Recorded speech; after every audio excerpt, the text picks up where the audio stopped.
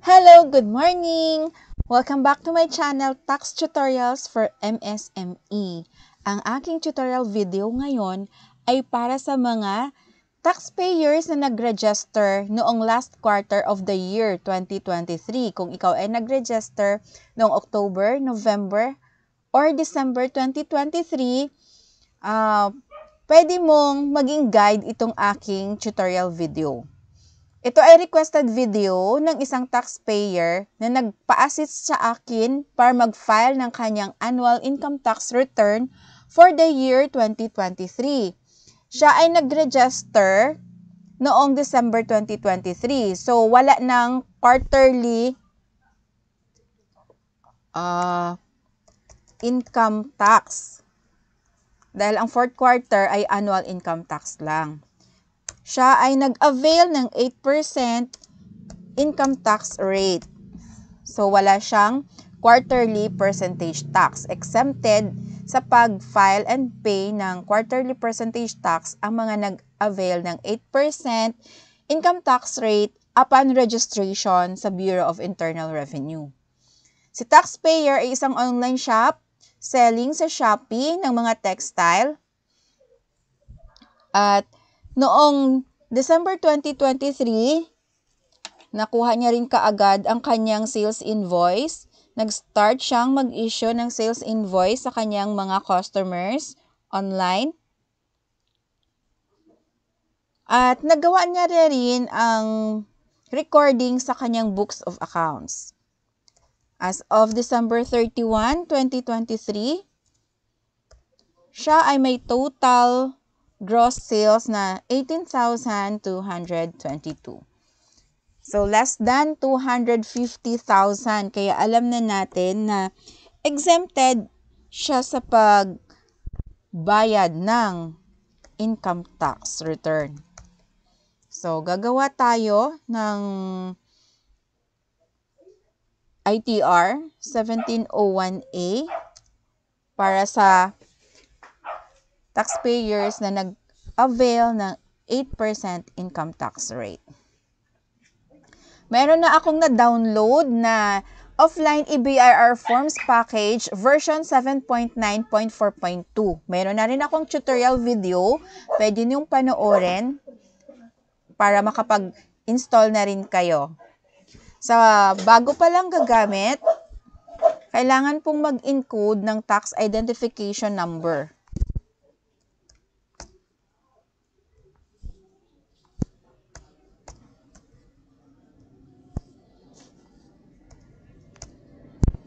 Then, 3-digit na branch code. Ang branch code ay 00 lang dahil main office lang po ang nagfa-file kung meron kayong branches. Iko-consolidate lang yung mga benta. RDO code.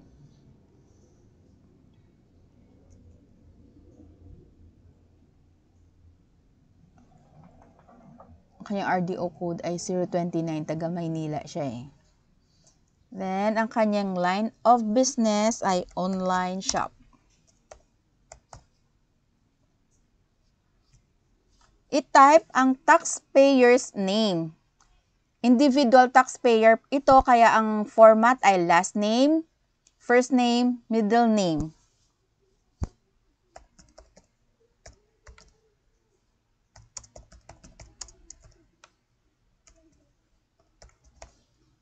Okay. I-type ang registered address. Yun pong makikita din sa Certificate of Registration.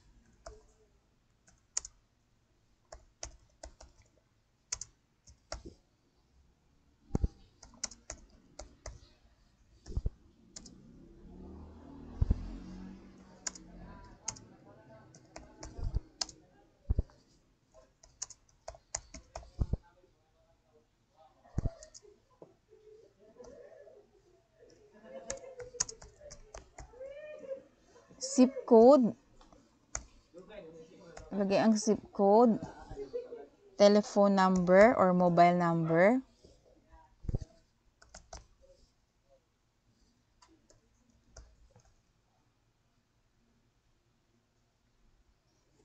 Then yung email address.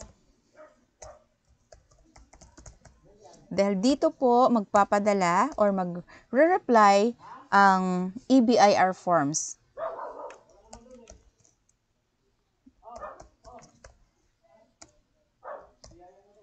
Okay? This is a list of forms. Hanapin ang 1701A. Annual Income Tax Return New. Nabanggit ko na kapag fourth quarter, from October to December, wala pong quarterly income tax. Walang 1701Q. Kaya annual na po. Total na ng sales for the year 2023. Dahil fourth quarter lang siya nag-register, so fourth quarter lang yung ma-include sa annual income tax return. Kailangan pong i-verify ang tax identification number. I-encode ulit.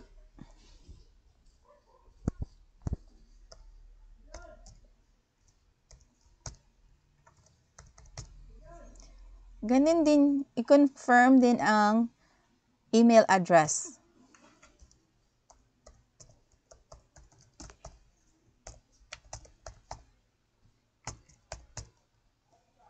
Click submit. Background information save. Okay?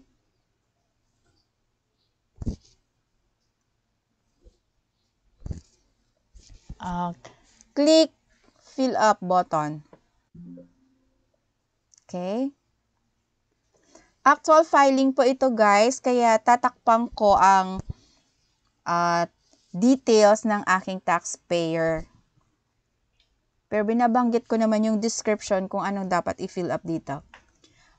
Sa ating form, 1701A, version January 2018, for the year 2023, ang ating fina-file. Amended return, no. Short period return, no. Taxpayer identification number, RDO code, automatic na siya. Taxpayer type, itik itong single proprietor. Now, number 7, alphanumeric tax code or ATC. Dahil nag-avail siya ng 8% income tax rate, ito po yung ating pipiliin. Business income, 8% IT rate. Purely from business lang yung kanyang income. Number 8, taxpayer's name, automatic. Number 9, registered address, automatic. Date of birth, kailangan pong i-encode ang date of birth ng taxpayer. Month, day, and year format. Citizenship, Filipino resident citizen, taxable in ang lahat ng income from the Philippines and outside the Philippines. Pero ito sa sample natin, within the Philippines na niyang kanyang income. Okay.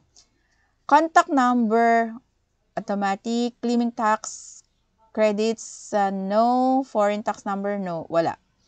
Civil status, single. Then, number 17, not applicable. Number 19, ang tax rate na ginamit ay 8% in lieu of graduated rates under Section 24 and percentage tax. So, walang percentage tax kapag nag-choose ka ng 8%. If ever na merong quarterly percentage tax sa iyong certificate of registration, pwede kang mag-file ng 2551Q at i-choose ang 8%. Wala kang babayaran. Dito na tayo sa tax due. I-click ito. Number 20. Dito tayo sa part 4B for 8% income tax rate. Ang kailangan lang naman natin ay ang gross sales ng taxpayer. 18,222. Reminders lang po na ang 8% income tax rate ay para lamang sa self-employed individuals na ang kanilang sales ay hindi lalagpas sa 3 million pesos at non-VAT registered taxpayer. Kahit hindi pa lalagpas ng 3 million pesos kung VAT registered, hindi siya pwedeng mag-avail ng 8% income tax rate. So, magko-compute na siya ng wala naman siyang returns, net sales, the same.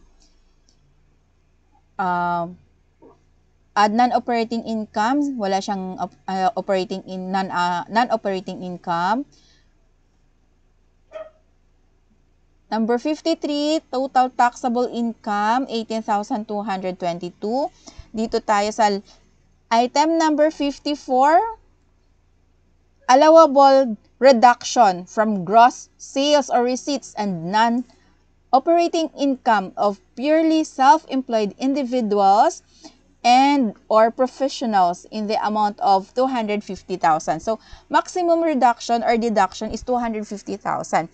Pero kung ang sales mo is less than 250,000, dapat equal lang siya doon sa iyong sales para hindi ka magkaroon ng negative amount dyan sa taxable income or loss. Okay. So, line number 55, 55A, taxable income or loss is 0. Line number 56, tax due is 0. So, exempted. Wala naman siyang BIR Form 2307, tax credits. Wala. So, tapos na tayo. Mag-fill up. Check na natin yung first page. Okay. Wala siyang tax due. Then, click validate.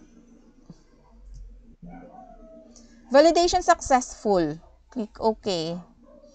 Then, submit final copy. Please ensure that you have internet access and a valid email address is indicated on your return. Are you sure you want to submit? Click OK. Click OK. Now, sending to EBIR forms. Kailangan pong gumamit ng EBIR form lalo na kapag no payment return. Magpa-file lang online. I-print itong 1701A at saka yung tax confirmation receipt. Submit successful. A notification will be sent to your email. Click OK. Close. Then, mag-print tayo nito. Kung wala pang printer, as of this moment, pwede pong mag-save na lang ng PDF file. Microsoft Print to PDF. Print.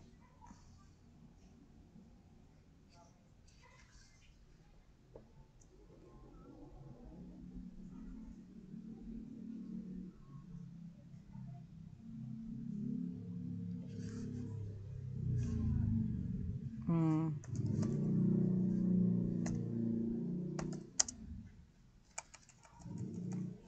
(1701A) 2023.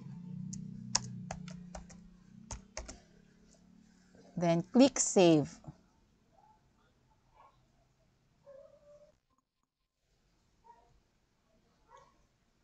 Okay.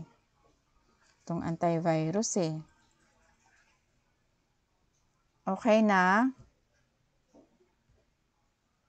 Exit na tayo.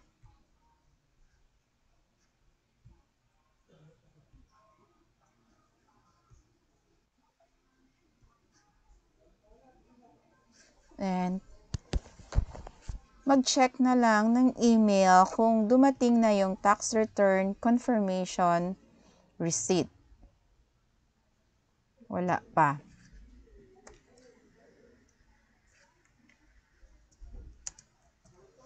Ito po yung sample ng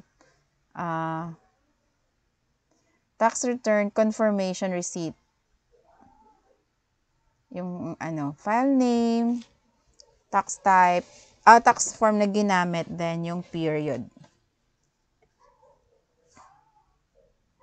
So, wala pa, hindi pa dumadating.